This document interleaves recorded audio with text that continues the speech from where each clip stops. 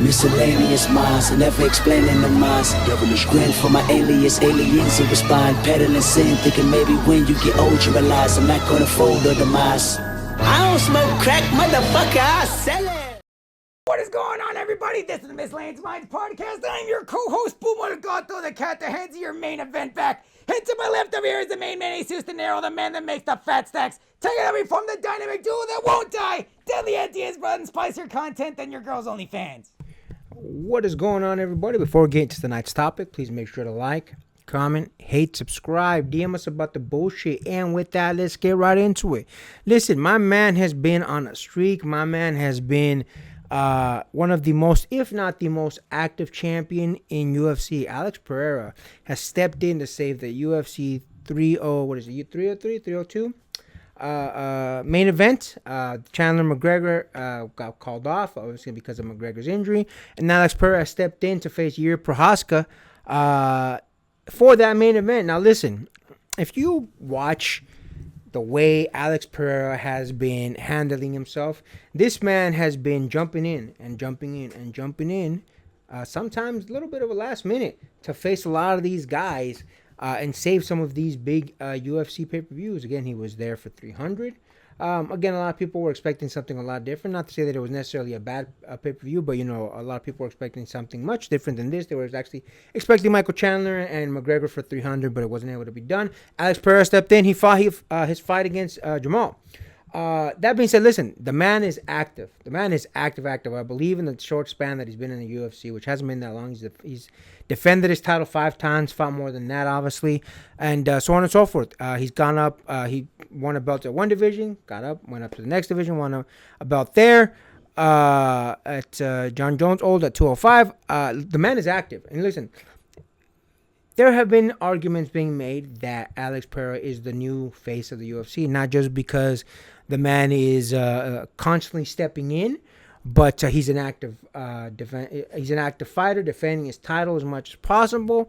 I don't think there's been one man that he's been told, hey, go fight this guy, and he said no. He's fought them all. No one's made any sort of argument against that. So listen, I'll be honest with you. Is this man slowly becoming the face? Yeah, absolutely. I don't think he's quite there yet. I think obviously because of his star power, the McGregors of the world, people like him, are still the face. But I think Alex Pereira is making a strong argument that he should be the new face. Again, the number of times he's fought, the number of times he's defended, he faced one of his old rivals in a really, really big pay-per-view. He's now conquered 2 divisions, which even his old rival could not do, because Izzy did try to go to 205, but he was shut out. Yeah, man, it's interesting. You know, there's not been one individual that has faced Alex Pereira that doesn't have some sort of respect for him. Some people disrespected Alex Pereira. Actually, you know what? That's a lie. Jamal Hill. Jamal Hill doesn't like him. But everyone, generally speaking, has respect for Alex Pereira. I think it's one of these concepts, man, that, you know, because the man is who he is, he's active. He does a lot of funny videos, too, on his Instagram page. I actually follow him, and I watch a lot of that stuff. It's fucking hilarious. Especially for a motherfucker that don't even speak English. So you know what? It's interesting because I think this man has all the tools to become the face. Now, don't get me wrong. I do think he'd have to learn a little bit of English. That way he can talk a little bit of shit, promote himself a little bit more instead of having his interpreters do it for him. Because let's be honest, I fuck with him whether he speaks English or not. But a lot of people prefer an English-speaking champion.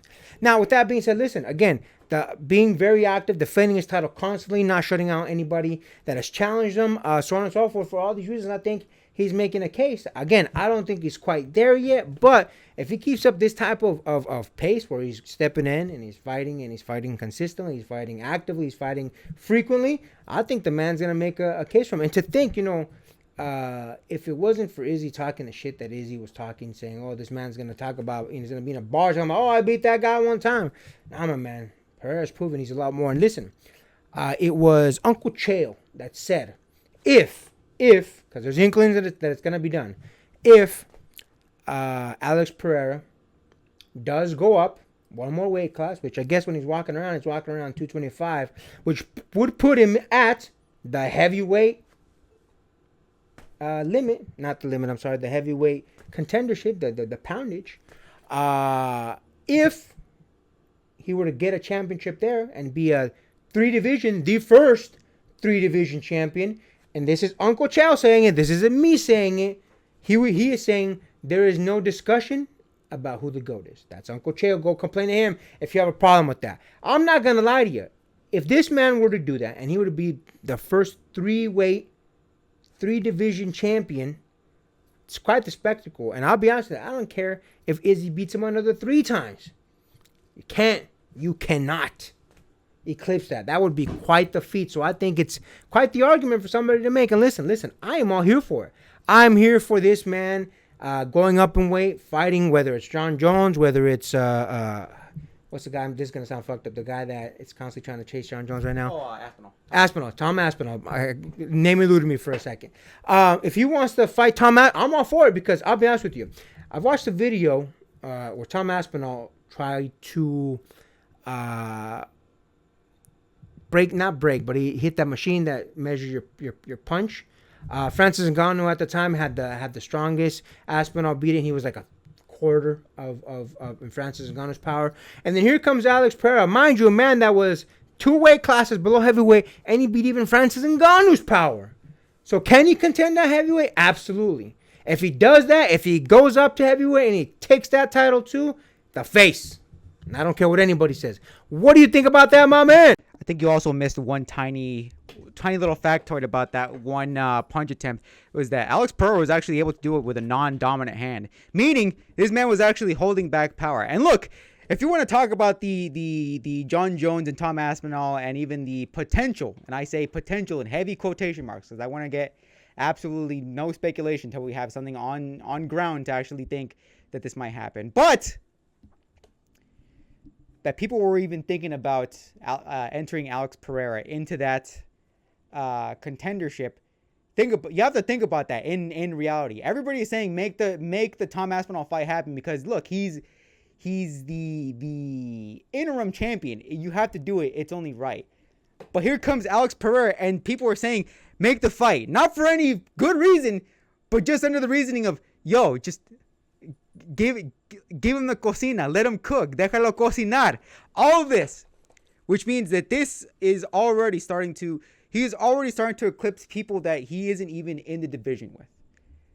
To say that he has the tools, I think is inaccurate. He had the tools a while ago. I think he's now starting to enter that stardom. If he saved the promotion from not having a main event, not once, but twice. And weirdly enough, with the same exact person. Let's not give Jiri Prochazka some credit here. I think he is kind of an underrated name. And do I completely back him as one of my favorite fighters? Not really, but he at least deserves some credit because he's not the only one saving a main event. Both of them are. But let's be honest, Alex Pereira does hold the star power in this regards because let's be honest, he's the champ. And let's double back on this here. Jiri Prochazka was the man that took down Glover Teixeira, which again, it was Alex Pereira. What? Jamal Hill. Jamal Hill was the one that took down Glover Teixeira. Okay, never mind. I got my facts mixed up. Still, the point stands. Both of these men were able to save a main event on the UFC card twice. But granted, one of them is double champion with the potential to become champ, which again, something hasn't been done in UFC. And the fact that people were speculating, hell, even wanting to see it happen just to see it happen, that this man has only been in the UFC, 2-3 years? And they're already cooking up dream matches for this man? Somebody that they didn't even know existed years prior, and they're already cooking up dream matches for this man. Goes to show you the star power that this man has done for himself. And again, the man can't even talk our language. We're talking about somebody that has basically zero aura in the English language and yet has unlimited aura just by not having no aura. And this man is pretty much the meme of come in, wreck shit, get out. The man can't even talk our language. Speak, motherfucker. So look, if you want to talk about this man has star power, look, he already has star power. He can't speak our language. He can't really promote himself in our language. He doesn't talk. People do the talking for him, which again goes to show, again, this man has no aura, and yet he has boundless amounts of aura by virtue of just being damn good at what he does, and hell, even exceeding what he does. And the fact that people are talking for him and already dreaming up a match for him in a division that he's not even in, dog. He's not even, as far as I know, he hasn't speculated. He hasn't talked about it. They're just saying there's a chance he can do it.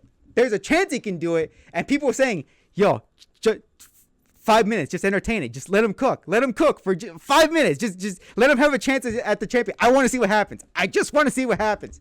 The fact that people are doing that speak that this man has star power that we haven't even reached yet. And again, he only knows Portuguese. He only knows Portuguese. That's all this man knows, and everybody's doing the talking for him. If you can't describe to me what aura is, look at Alex Pereira right now, and you tell me that man does not have aura. Listen, I'll be honest with you. You're right. You're 100% correct. This man already has a star power.